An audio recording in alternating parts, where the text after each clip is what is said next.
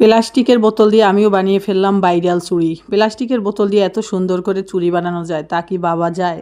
চলেন কিভাবে প্লাস্টিকের বোতল দিয়ে ভাইরাল চুড়ি বানানো যায় তা আপনাদের সাথে শেয়ার করব। প্রথমে এখানে আমি একটা প্লাস্টিকের বোতল নিয়েছি, আর বোতলটা কিন্তু আমার হাতে যাতে লাগে ওই সাইজ মেপে আমি তারপরে নিচ্ছি। তাই আপনারা যদি বানাতে চান আপনাদের হাতের সাইজ মাপে তারপর বোতলটা নেবেন। মানে বোতলের ভিতরে তো কত পদের আছে, বড় ছোট মাঝারি মিডিয়াম সব পদেরই আছে।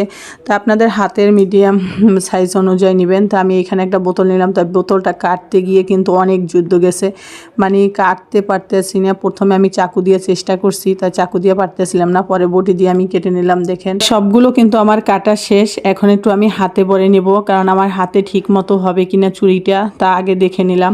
না ঠিকই আছে, আমার হাতে এগুলো ঠিক মতন হবে। তাই এখন এগুলো দিয়ে আমি চুড়ি বানানোর জন্য চেষ্টা করব। তাই তার ভিতরে একটু আমি রং করে নেব, কারণ এর ভিতরে একটু কালারিং হলে তো চুড়িটা দেখতে ভালো লাগে বা ম্যাচিং করে যে কোনো জিনিসের সাথে বানানো যায়। তাই আমি এখানে একটা রং নিলাম। তাই এক কালার রং নিছি আমি, সবুজ কালার। রংটা একটু ভিতরে দিয়ে আমি একটু টান দিয়ে তারপর এটাকে বানিয়ে নিলাম। তাই এইভাবে এক এক করে আমি সবগুলোর ভিতরে কিন্তু রঙগুলো দিয়ে দিছি। আর এখানে আমি একটা পাতিল চুলার উপরে গরম দিয়ে রাখছি।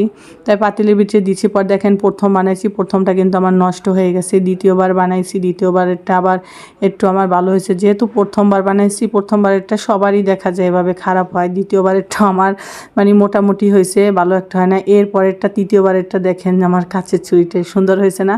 খুবই সুন্দর হয়েছে। একেবারে মনে হইতেছে যেন কিন্তু কাচের চুড়ি, আসলেই কাচের চুড়ি। প্লাস্টিক দিয়ে বানাইছি তা কিন্তু মনে হয় না।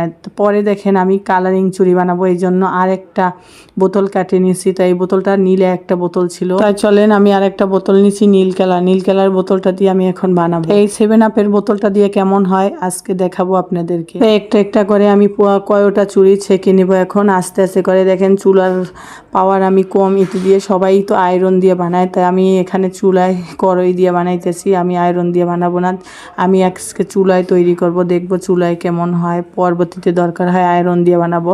তাই দেখেন চুড়ির কিন্তু একটা শেপ আসতেছে আস্তে আস্তে, মানে এটা অনেক সময় নিয়ে বানাইতে হয়। কোনো কিছুই তাড়াহুড়ো করে বানালে ভালো হয় না। তাই প্রথম চুড়িটা আমি বানাইছি ওই সময় তাড়াহুড়ো করেই বানাইছি, আমার ভালো হয় না। তাই দ্বিতীয়বার দেখেন আমার একেবারে কাছের চুড়ি সেম, মানে কীভাবে হলো আমি নিজেও বিশ্বাস করতে পারতেছি না। তাই অনেক গরম ছিল, কিন্তু হাত দিয়ে ধরা যায় না। আমার হাতে 2-3বার ছেঁকাও লেগে গেছে। দেখেন অনেক সুন্দর হয়েছে কিন্তু। তাই আমি সবগুলো এভাবে বানিয়ে নিছি।